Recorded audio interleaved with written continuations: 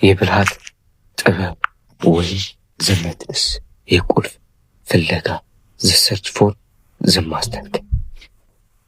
ለመሆኑ ጊዜ ወይስ ትኩረት ይበልጥ ቢሆን የትኛው?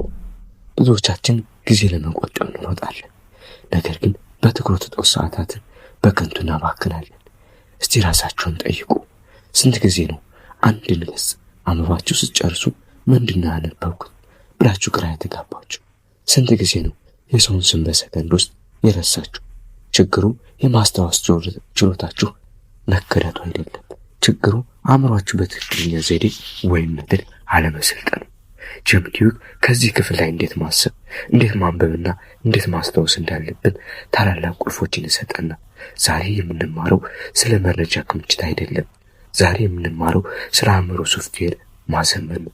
አእምሯችን ወደ ሱፐር ኮምፒውተርነት ለመቀየር ዝግጁ ናቸው? እንግዲያውስ የጥበብ መንገዱን እንጀምር። የትኩረት ማዕከል ወይም ፎከስ። ትኩረት እንደ ሌዘር ብርሃን ሲበተን ክፍሉ ያለ በአንድ ነጥብ ላይ ሲያርፍ ግን ብረት ይበሳል።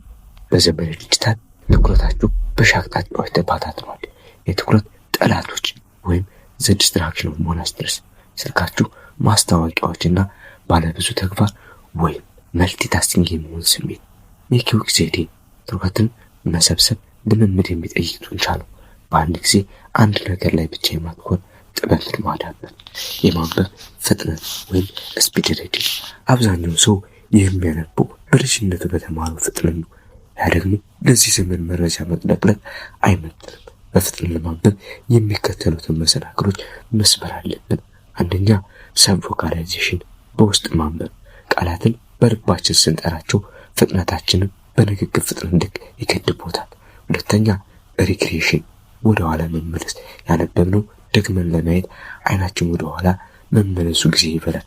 ዘዴው ቪዥዋል ፔሰር ወይም ጠቋሚ መጠቀም። ጣታችን ወይም ብራችን እንደ መሪ መጠቀም፣ አይናችን በፍጥነት እንዲከተል ማድረግ። አእምሮ ከአይን በላይ የመረዳት አቅም አለው። 4 የማስታወስ ጥበብ ወይም ሜሞሪ። ጄምስ ዲዩክ መጥፎ ትውስታ የሚባል ነገር የለም፣ አለ የተባለው ያልሰለጠነ ትውስታ ነው ይላል። ስሞችን፣ ቁጥሮችንና መረጃዎችን በቀላሉ ለማስታወስ ኤም የሚለውን ቀመር እንጠቀም። ኤም ማለት ሞቲቬሽን ወይም ፍላጎት፣ ያንን ነገር ለማስታወስ ለምን ፈለጋችሁ። ኦ ማለት ኦብዘርቬሽን ወይም ትኩረት፣ መረጃን ስትሰሙ በንቃት ነበራችሁ። መስማትና ማዳመጥ ይለያያሉ። መካኒክስ ኤም ማለት ዘዴ፣ መረጃውን ከምስል ወይም ከምናውቀው ነገር ጋር ማያያዝ። ዘዴዎች መሳሪያ ናቸው። መሳሪያ ደግሞ በእጅ ካልተያዘና ከተሰራበት ዋጋ የለም።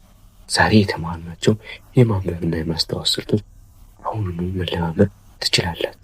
በሚቀጥለውና በመጨረሻው ክፍል እነዚህ ሁሉ አቀናጅተን እንዴት ሁል ጊዜ ከፍተኛ ንቃት ወይም ፎሎ ስቴት ውስጥ እንደምንቆይ እናያለን።